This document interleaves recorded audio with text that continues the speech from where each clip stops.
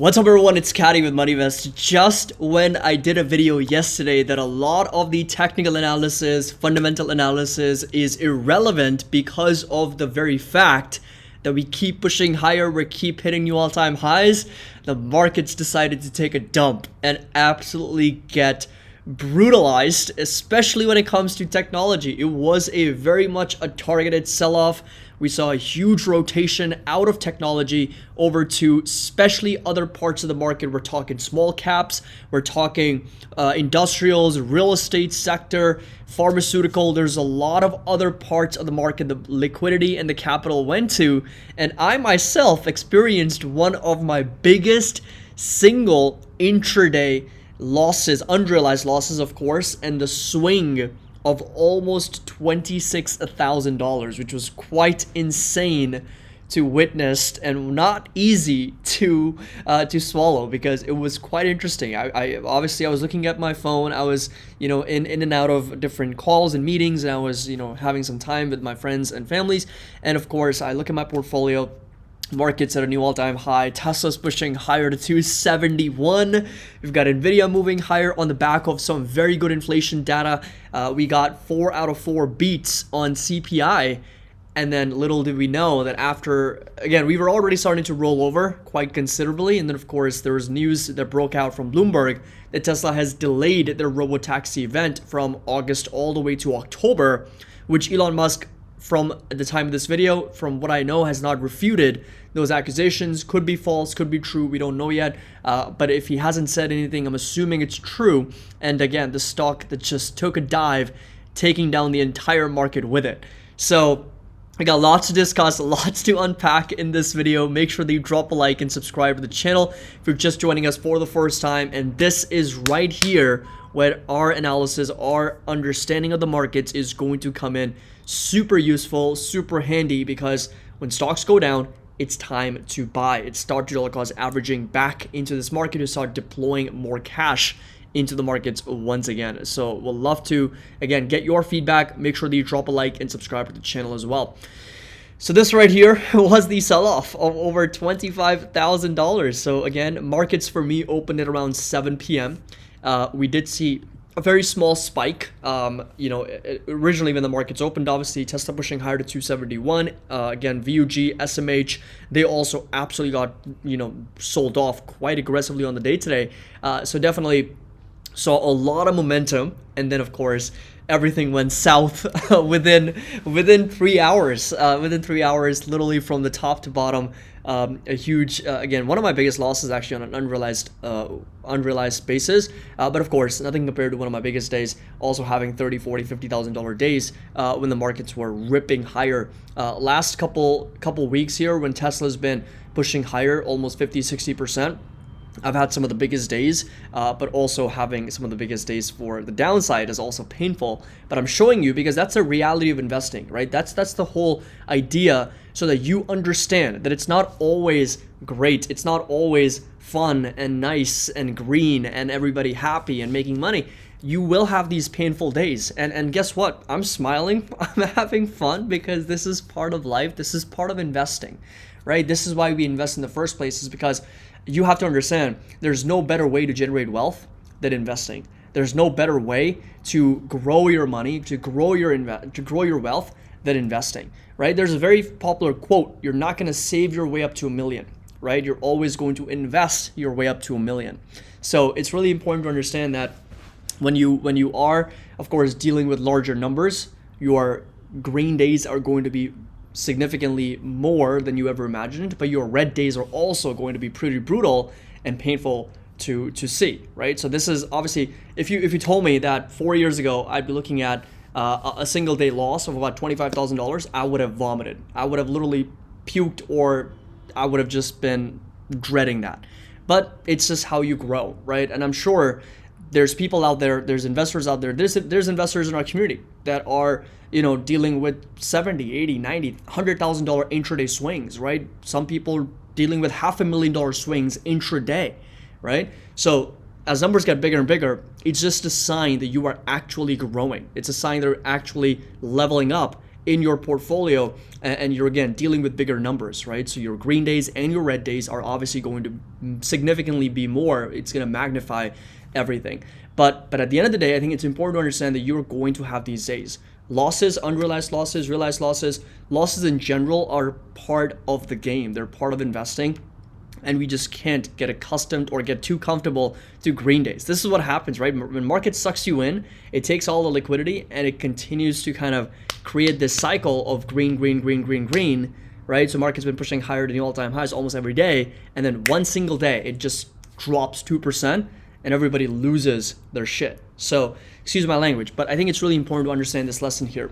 Now, moving forward to CPI, Consumer Price Index, we came in very strong at like negative 0.1%. Again, I did a video on this. I'm not too sure if the numbers are indeed accurate because of the energy prices coming down in the month of June, and yet energy prices coming down in the month of June as of the report. But in reality, gas prices were higher and crude oil prices were also higher. So I don't know how much I trust these numbers here, but year over year, we're sitting at 3%. Ex food and energy, so core CPI month over month, we're at 0.1%. And core CPI at 3.3% on a year-over-year basis. This right here is going to be crypto, so Bitcoin trading just over 57,000. And Ether just over 3,100. This right here is going to be some futures and commodities. So cocoa prices, lean hogs, ethanol, lumber, soybean, everything pushing higher, with orange juice is selling off quite considerably, and sugar prices also lower. Now, before we move forward, I do want to mention that we have our MoneyVest platform. If you want to access the entire beta that we have launched just a week ago, link's going to be down below. There's 4 more spots left, so limited spots left for a 51% discount. Now, we've also got live pricing on the platform, so you can actually see real-time prices, and of course, do your full fundamental analysis on any individual stock listed on the New York Stock Exchange or the NASDAQ. So we'd love to have you on board, get your feedback. A lot of members seem to love this platform. There's a lot of tools, a lot of data, and a wealth of information that you can do with this platform. Again, start plotting in for a lot of different charts and visualizing the fundamentals of the company. And again, use our calculators to calculate the intrinsic value on whatever stock it is that you're looking to analyze. So that's going to be available. And again, we're going to be adding a lot more features over time. And this is going to be for a limited time with 4 spots left. Link's going to be down below. We'd love to have you on board, and 51% discount right now. And this pricing is going to be locked for you forever until, of course, you cancel. Now, coming back over to the markets. So a very, very targeted sell-off. Big tech coming into focus, getting a lot of attention, but not in the best way. Amazon, Tesla, Nvidia, Microsoft, Apple, Google, Meta, Costco, Novo Nordisk, TSMC, Broadcom, the entire semiconductor sector, SMH, VUG, and this is why concentration risk was so high. I've been talking about this time and time again. We've been mentioning this on our videos where concentration is extremely high. Got to be super careful because these stocks, if they start coming down, it's not going to be good for the market in general, right? Because even if the other sectors continue to move higher, as you can see, the money clearly rotated out of tech over to other parts of the market. Even if that happens, market's not going to stay higher. Market's not going to stay green. I mean, because they're just 30-40% of the indexes makes up by 4 or 5 stocks, 7 stocks. So markets are obviously not going to do well if these companies are selling off. So again, this is on the day, very much of a targeted murder for these companies absolutely getting killed on the day. So today's an important day at Yardeni of Yardeni Research Set. This day is where investors are starting to rotate out of Magnificent 7 into the rest of the market. I don't think this is going to continue to pull the S&P down. I think there's going to be enough money to keep the leading stocks that have done so fairly elevated, but I think that we are going to see more gains in the S&P 493 as well as in the small and mid cap stocks. I have a position in IWM. I'm actually thinking about dollar cost averaging a little bit into IWM more because I feel like if this rotation continues, there is going to be more potential for small caps to rally harder. And the reason, I'll tell you why I think the reason for this happened. Here's my thoughts. Now, what are the most interest rate sensitive sectors? Small caps is one of the most interest rate sensitive sectors out there. And I'll tell you one more thing. Solar, renewable energy actually did much better today compared to other parts of the market. So Enphase was actually green. It was at 4.6%. So Enphase, if you come over to Solar Edge, pushing higher, right, on the day. So I have on a very good account a belief that Magnificent 7 are not that interest rate sensitive, meaning that interest rates stay high, low, wherever, doesn't matter to them because number one, they are cash rich. They've got a lot of cash. If anything, it's a benefit to them because they can take this cash and they can invest in treasuries and even earn even more income, right? So it's a huge benefit for them. Number two, spending was very strong across the board, right? Spending for, especially when it comes to Magnificent Seven companies, Apple iPhones still getting sold, Meta advertising still very strong. I mean, they're not selling anything to consumers anyway, right? So they're mostly just creating their apps and people are using them. So that continues, right? So it doesn't really matter where interest rates are.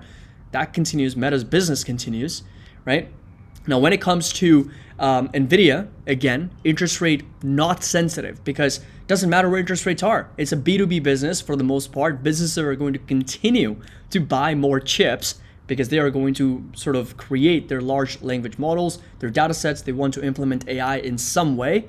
So that continues. So when you look at the Magnificent Seven's business, right? When you look at the 7 companies and their businesses, they're not that interest rate sensitive, right? Apart from Tesla, because Tesla sold off on its own catalyst, right? Tesla sold off because of the delay in the robotaxi event. But when you look at the Magnificent Six, a lot of them, spending was strong. Amazon, again, e-commerce sales, retail sales are very, very good. So they're not really interest rate sensitive because they are cash rich, right? So they've got good earnings, they've got good balance sheets, they've got plenty of money. So interest rates being higher is a benefit to them. Now, because inflation came in incredibly strong, right? So a lot of people might be wondering that inflation came in so good, why is the markets down? See, the thing is that inflation came in very good. That's actually not great news for Magnificent Seven, but great news for small caps. Because if interest rates are going to get lowered, considering that inflation is indeed moving down to 2%, as we got a very good report today, and of course, unemployment starting to move higher. So what does that mean? What does that mean? Interest rates are potentially going to get lowered, right? So interest rates, if they are going to come down, they're going to benefit mostly. And again, it's more about an opportunity cost standpoint. Maybe it benefits the aggregate market. Maybe it benefits the entire market, right? Quantitative easing in some way is obviously going to benefit. It's going to be a net benefit to Magnificent Seven. But what is it going to be a more benefit to? Small caps, mid caps, other parts of the market which have been neglected, other sectors that have been neglected and where the liquidity hasn't gone to. So after this inflation report, it's my belief that because you've got small caps oversold and undervalued, you've got other parts of the market, again, oversold, undervalued, and neglected. And because there's a higher expectation now that interest rates are going to be lowered on a stronger inflation print and increasing unemployment, that's where the liquidity went to. Because if, again, interest rates are going to get lowered, those are the sectors that are going to benefit eventually. So everybody wants to be in those sectors early.